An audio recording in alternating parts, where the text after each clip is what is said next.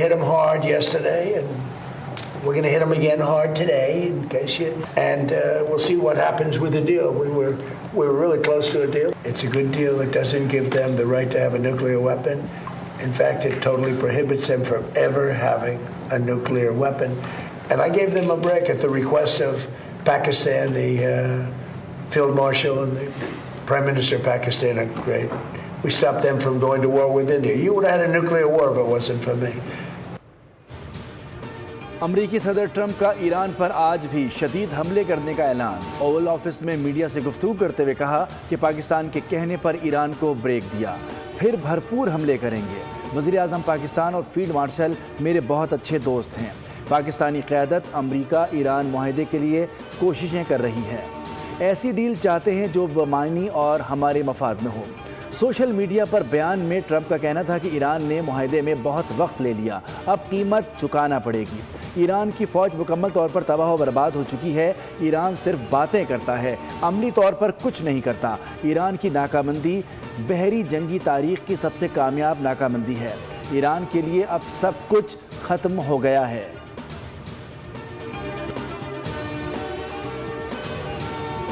کسی کے دباؤ میں نہیں آئیں گے، نہ کسی کے آگے جھکیں گے۔ ٹرمپ کی دھمکیوں کے بعد ایرانی قیادت کا شدید رد عمل۔ ایرانی صدر مسعود پزشکیان نے کہا کہ ایران کے بنیادی ڈھانچے کو نشانہ بنانے کی دھمکیاں طاقت نہیں بلکہ قوم کے عزم کے ساتھ کمزوری ہیں۔ ایرانی فوج کے ترجمان بریگیڈیئر جنرل ابوالفضل شرچنجی نے کہا کہ ہم ہر دھمکی کا پہلے سے زیادہ سخت اور تباہ کن جواب دیں گے۔ ایران کو کسی قسم کی تشویش نہیں۔ ترجمان ایرانی وزارت خارجہ اسماعیل باقائی نے کہا کہ امریکی حملے بین الاقوامی قوانین کی خلاف ورزی اور جوابی کارروائیاں حق کے دفاع کے قانون کے مطابق ہیں۔ خلیجی ممالک کو پیغام میں کہا کہ اپنی سرزمین امریکہ اور اسرائیل کو استعمال نہ کرنے دیں ورنہ ان اڈوں کو نشانہ بنایا جائے گا۔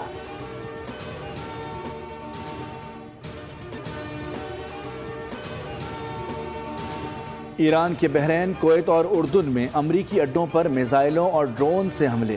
بحرین میں امریکی 5ویں بحری بیڑے اور اردن میں امریکی الازرق ایئر بیس کو نشانہ بنایا گیا۔ کویت میں علی السالم فوجی اڈے پر بھی حملہ کیا گیا۔ ایرانی میڈیا کے مطابق الازرق بیس پر 4 اہداف جن میں F-35 طیاروں کے ہینگرز اور کمانڈ اینڈ کنٹرول سینٹر شامل ہیں کو نشانہ بنایا گیا۔ بوشہر میں امریکی ڈرون مار گرایا، ہیلی کاپٹر مار گرانے پر امریکہ کا رد عمل۔ قشم، سیرک، میناب اور بندر عباس سمیت کئی شہر دھماکوں سے گونج اٹھے۔ ایران نے امریکی اپاچی ہیلی کاپٹر پر حملے میں ملوث ہونے کی تردید کر دی۔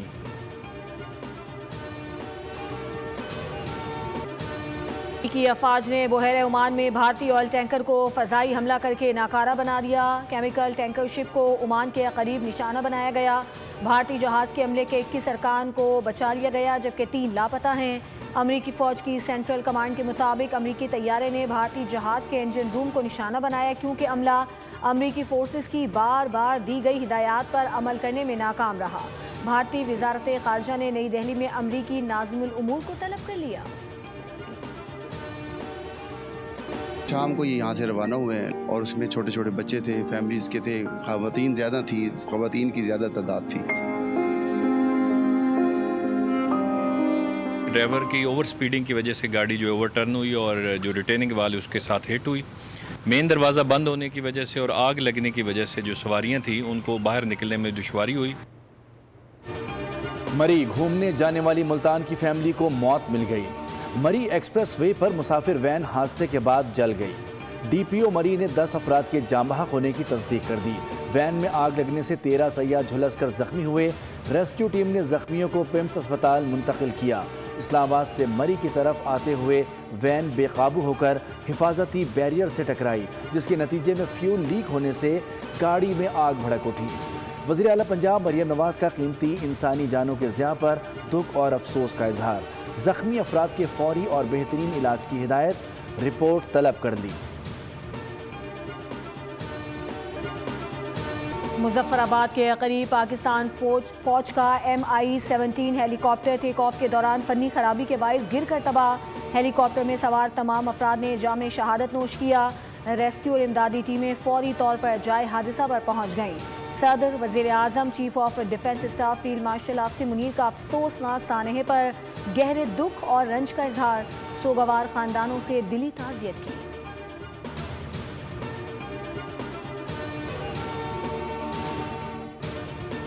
وزیراعظم شہباز شریف کی زیر صدارت قومی اقتصادی کونسل کا اجلاس اہم معاشی اہداف اور آئندہ مالی سال کے لیے سالانہ ترقیاتی پروگرام کی منظوری دے دی۔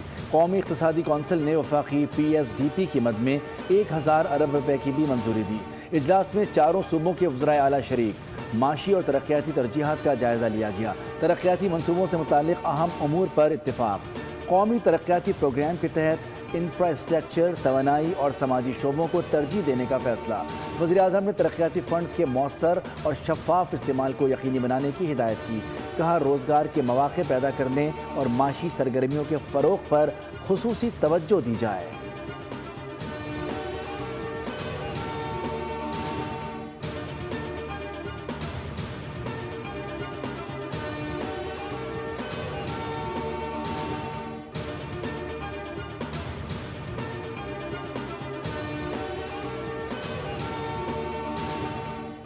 بڑا جو آپ کا چیلنج ہے وہ آپ کے اپنے ڈیفنس کو، دفاع کو مضبوط بنانا۔ تو میں سمجھتا ہوں کہ جب تک ہم ایک یکجاں دو غالب ہو کر ہم اس دہشت گردی کا مقابلہ نہیں کریں گے، اس ناصور کا خاتمہ نہیں ہوگا۔ اور مجھے کامل یقین ہے انشاءاللہ مکمل صفایا ظہور ہوگا انشاءاللہ۔ زیادہ سے زیادہ وسائل پیدا کرنا اور دفاع کے لیے وسائل کی فراہمی ہماری ترجیح ہے۔ دفاع کو مضبوط بنانا سب سے بڑا چیلنج ہے۔ دہشت گردی کے چیلنج سے نمٹنے کے لیے وسائل درکار ہیں۔ وزیر اعظم شہباز شریف کی قومی اقتصادی کونسل اجلاس کے شرکاء سے گفتگو۔ کہا پاکستان کے بہترین مفاد میں قومی فیصلے کیے، ملکی معیشت کو بڑے چیلنجز کا سامنا کرنا پڑا۔ صوبوں کے ساتھ کئی ماہ سے مشاورت کا سلسلہ جاری تھا، سب نے مل کر IMF پروگرام پر عمل پیرا رہنے کی کوشش کی۔ آج سب سے بڑا چیلنج وفاق کے لیے اضافی وسائل فراہم کرنا ہے۔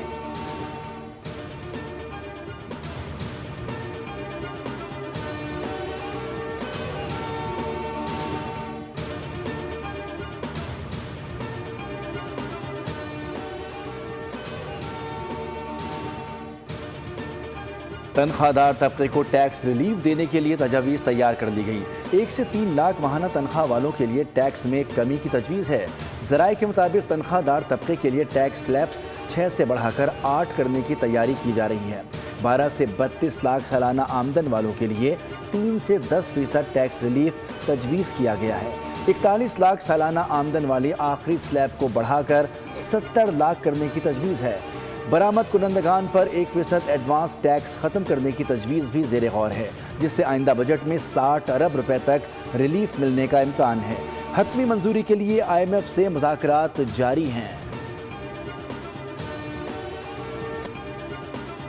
اللہ تعالیٰ کا لاکھ لاکھ شکر ادا کرتا ہوں کہ اللہ تعالیٰ نے ہمارے موقف کی تائید کروا دی۔ آج سپریم کورٹ جو کہ اعلیٰ ترین عدالت ہے پاکستان کی، اس نے جو ہے وہ اپنا یہ حکم فیصلہ صادر فرمایا اور پرانے سارے فیصلوں کو کالعدم قرار دیا۔ سانحہ بلدیہ کیس میں سزائے موت پانے والے 2 ملزمان کو کلین چٹ مل گئی۔ سپریم کورٹ نے زبیر عرف چریا اور عبدالرحمان عرف بھولا کو بری کر دیا۔ عدالت نے قرار دیا کہ چونکہ فیصلہ ہی کالعدم ہو چکا ہے، اس لیے ریمارکس از خود ختم ہو جاتے ہیں۔ سانحہ بلدیہ فیکٹری میں 259 افراد جاں بحق اور 59 افراد زخمی ہوئے تھے۔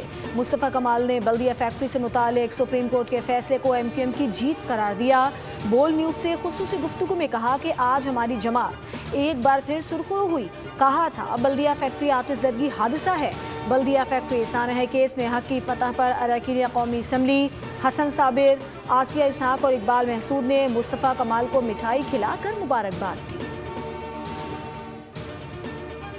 کراچی ہیٹ ویو کی شدت میں بدستور اضافہ، محسوس ہونے والا درجہ حرارت 49 ڈگری سینٹی گریڈ تک جا پہنچا۔ محکمہ موسمیات کے مطابق کراچی کا اصل درجہ حرارت 37 ڈگری سینٹی گریڈ تھا۔ ہوا میں نمی کی بلند شرح نے گرمی کی شدت بڑھا دی۔ جنوب مغربی سمت سے 26 کلومیٹر فی گھنٹہ کی رفتار سے ہوائیں چلتی رہیں۔ ملک کے بیشتر علاقوں میں شدید گرمی۔ پنجاب میں دن کا درجہ حرارت معمول سے 3 سے 5 ڈگری زیادہ رہا۔ خیبر پختونخوا بیشتر اضلاع میں موسم گرم اور خشک رہا۔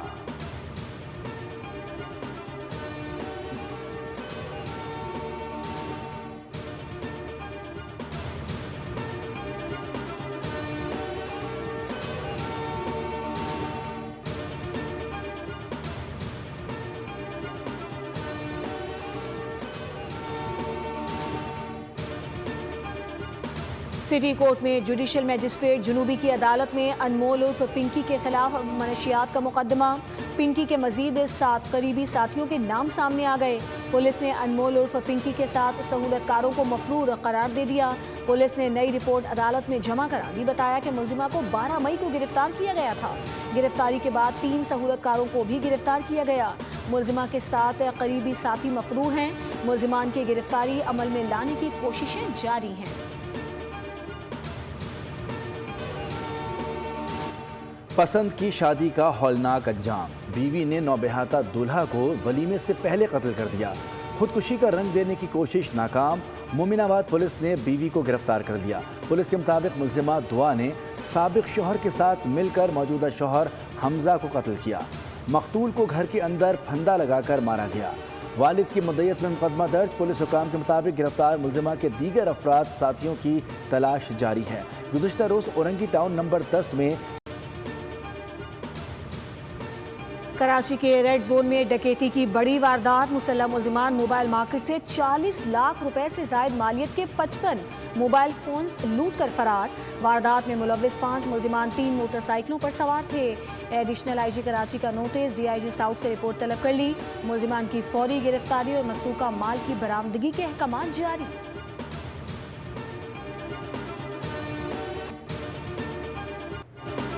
मुश्किलात और आजमाइशों के बावजूद गजा के बासी मुस्कुराने की कोशिशों में मसरूफ। शहर में इज्तिमाई शादी की तकरीब। मुतादिद जोड़ों ने सादगी मगर वक़ार के साथ नई जिंदगी का आगाज किया। तकरीब में खुशी और मुसर्रत का माहौल देखने में आया।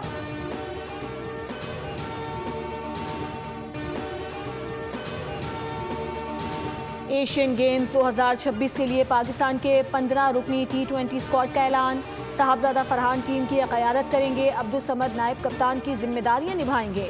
आकिब जावेद, अली रजा, मां सदाकत और साद मसूद पहली बार T20 इंटरनेशनल स्क्वाड में शामिल। स्क्वाड में शामिल 14 खिलाड़ी 15 जून से शुरू होने वाले वाइट बॉल कैंप का भी हिस्सा होंगे। एशियन गेम्स के T20 मुकाबले 24 सितंबर से जापान के शहर आइची में शुरू होंगे।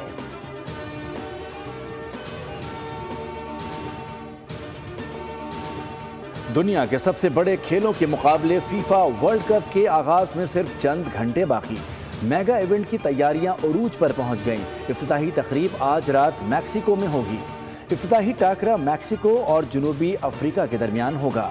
फुटबॉल वर्ल्ड कप के अब तक मुनक्किद होने वाले 22 एडिशंस में ब्राज़ील 5 टाइटल्स के साथ सरफहरिस्त। जर्मनी और इटली ने 4-4 मरतबा, जबकि अर्जेंटीना ने 3 बार आलमी चैंपियन बनने का एजाज़ हासिल किया।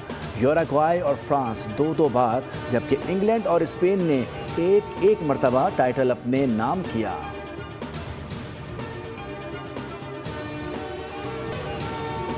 स्पेन और पेरू का pre world cup warm up match. Peru के दिफाई खिलाड़ी ने इंसानियत का ऐसा मुजाहिरा किया कि देखने वालों की आंखें नम हो गईं। बच्चे को सर्दी से ठिठुरता देखा तो अपनी जैकेट लड़के के कांधों पर रख दी। अमल फैंस के दिलों में घर कर गया।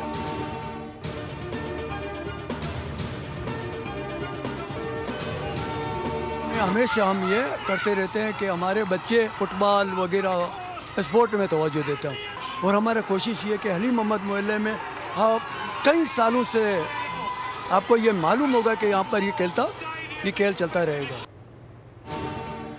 दुनिया में हर तरफ फीफा वर्ल्ड कप के चर्चे। कराची के इलाके लियारी में भी फुटबॉल वर्ल्ड कप का बुखार हो गया। 104 बड़ी स्क्रीन लगा दी गई। अवाम का जोशो खरोश भी उरूज पर पहुंच गया।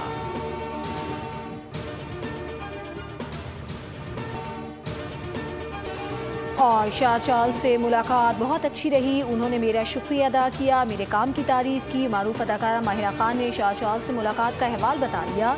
वीडियोस सोशल मीडिया पर वायरल। माहिरा खान ने कहा कि वो मुझसे पूछ रहे थे कि सब कैसा जा रहा है। वो बहुत चार्मिंग शख्सियत है।